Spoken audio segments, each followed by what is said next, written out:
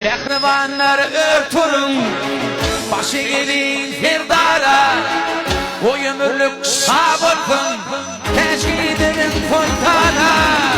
Pehlivanlar örtürün, başı gelin firdara, o ömürlük sabırkın, teşkidenin fontana.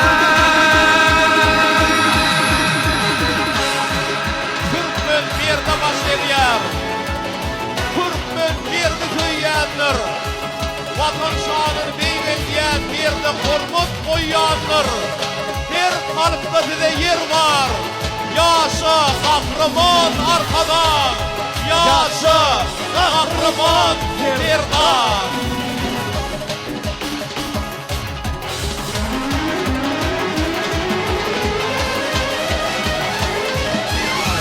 Ata yurdun bir mübarek didar, yeller tak ağaçları tutardı,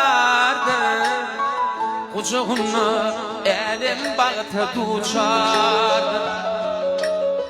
Türkmen'e beyam arkada,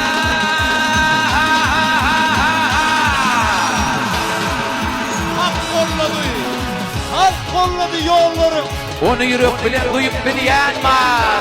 Ata vatan bilen bu arkadan, Dedi canın diyen 7 milyon var.